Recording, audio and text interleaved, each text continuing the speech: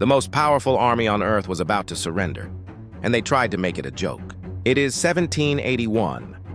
For 6 brutal years, the 13 American colonies have been at war with the greatest military empire the world has ever seen, the British Empire.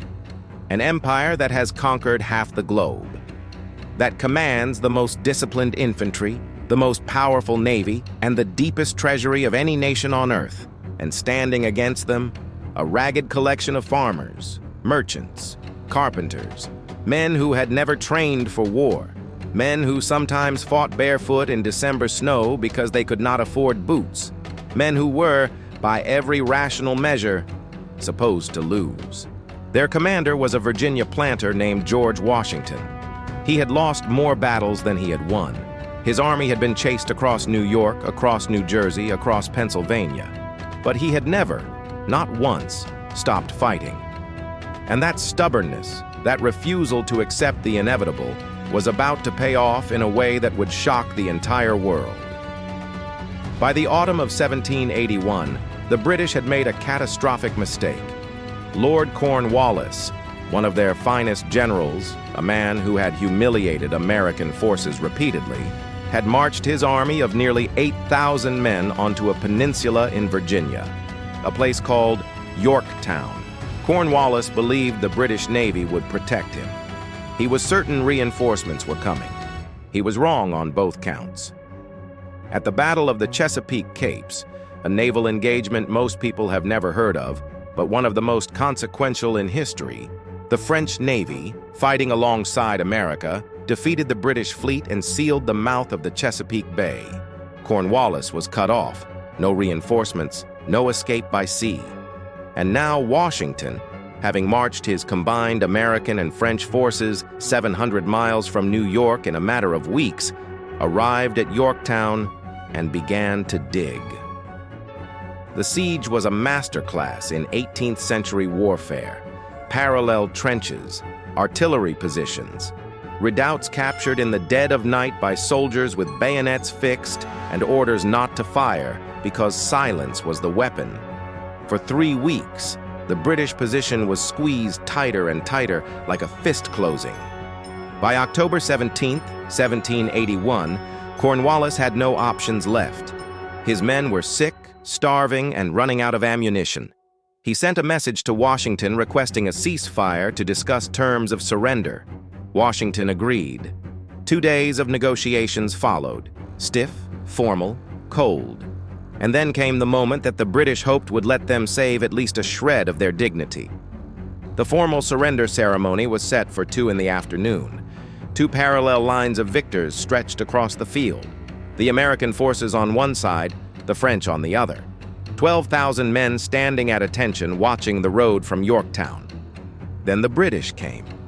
Nearly 8,000 British and Hessian soldiers marching in their finest red coats, drums beating a slow march, arms shouldered. But something was immediately, unmistakably wrong. Lord Cornwallis was not with them. Cornwallis had sent a message. He was ill, too sick to attend his own surrender. Historians have debated for 2 centuries whether this was genuine or theater. The truth is almost certainly the latter. Cornwallis, like any British aristocrat of his era, simply could not bring himself to hand a sword to a colonial farmer. It was beneath him. It was humiliating beyond what he could personally endure. So he sent a subordinate, a brigadier general named Charles O'Hara.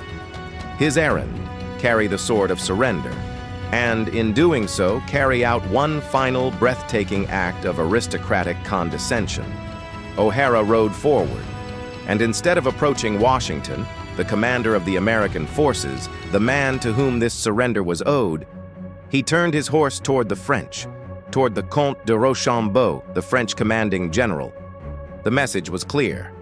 The British would rather surrender to a European monarch's army, a real military, a civilized one, than to these upstart colonials. They would rather hand the sword to a French aristocrat than to George Washington. Even in defeat, they refused to grant the Americans the dignity of the moment. Rochambeau saw exactly what was happening. He was a gentleman. He was also a man who respected the rules of war and the dignity of his allies. He refused the sword. He gestured firmly toward the American line, toward Washington. O'Hara, now caught, rode toward the American commander.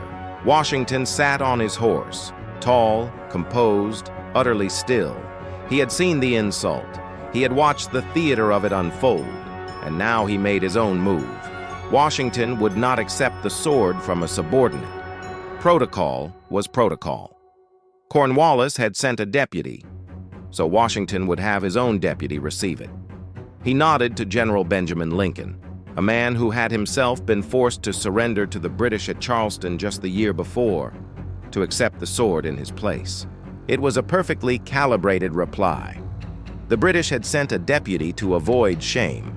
Washington responded in kind, matching their protocol exactly, denying them even the satisfaction of disrupting the ceremony. Rank for rank, slight for slight. But the sword was in American hands, and that was all that mattered.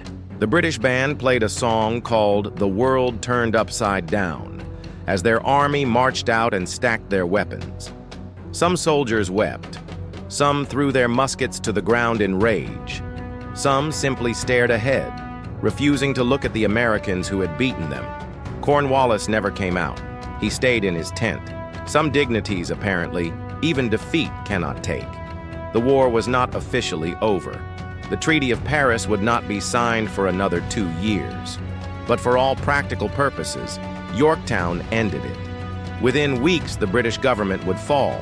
Within months, peace negotiations would begin. Within 2 years, Great Britain would recognize the United States of America as a free and sovereign nation. And it started, all of it, with a snub. With a British general too proud to face the man he'd lost to. And with George Washington, cool and composed, turning that snub into something permanent, into something historical, into a country. The mightiest army on earth blinked first, and the world was never the same.